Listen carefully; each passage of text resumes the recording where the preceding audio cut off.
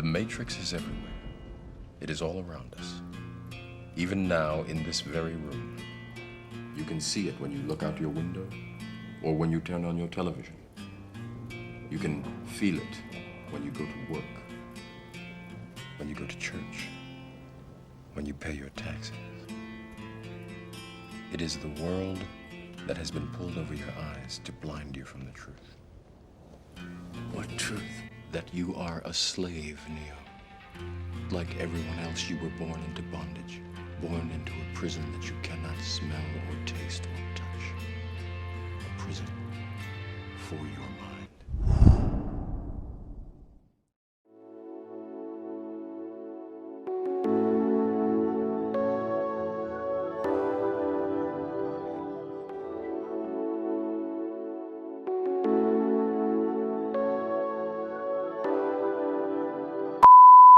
Let's venture the world of make-believe. Now, close your eyes.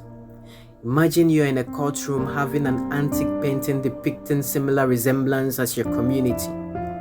You being the defendant of a case presided over by His Lordship, society. The jurors' eyes sternly fixed on you as if they have already arrived at a decision, though the hearing is yet to begin.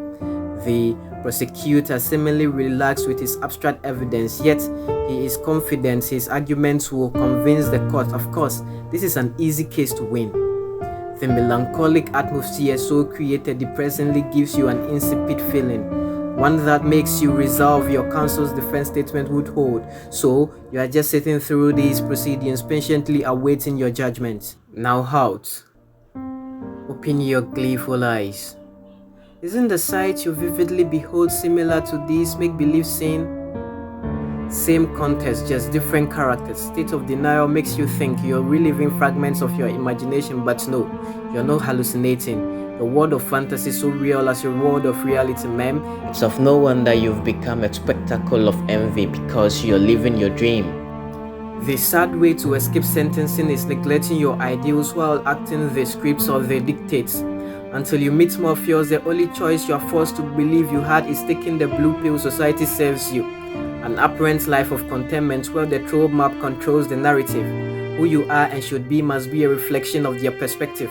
But that is a simile of taking the sedative that keeps you in the simulated reality of the matrix. Isn't that strange? How can people who live by double standards set the standard for people to live?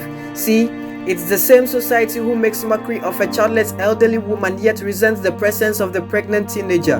The ones who say abortion must be disdained but pregnancy out of wedlock won't be entertained. Are these instances of defiance or an endless list of acts of hypocrisy? With governments whose policies have marked positive bearing on life of its citizenry, bunch of capitalists keeping chunk of the people in poverty. With churches disguising themselves as the sanctimonious, the holier than thou, who see the whole in a lasciviously dressed girl instead of a potential halo. I once chanced on a video where a church usher was turning away a man who seemed a pauper.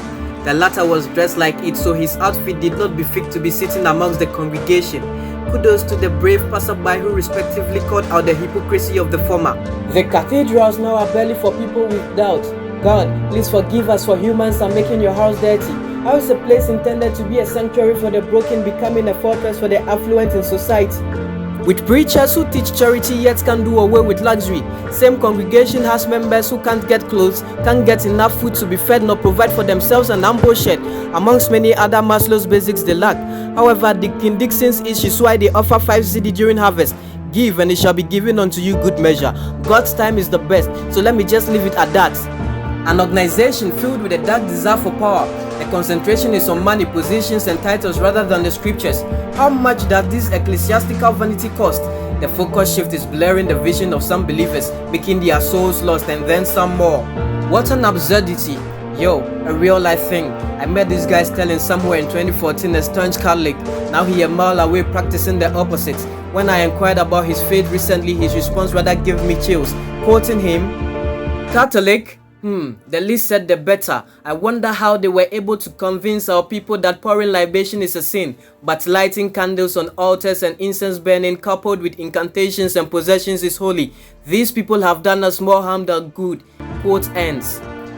Perhaps the new environment up there is changing his view, or maybe he is backsliding. Whatever the case is, he said this because many of these men you entrusted the kingdom to are not doing your bidding.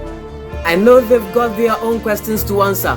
My prayer, oh Lord, please save my brother and help me keep the faith, for I know it's neither by power nor by might. I must say most of clergy are fighting the good fight. They are running a good race. They are holding on to the faith.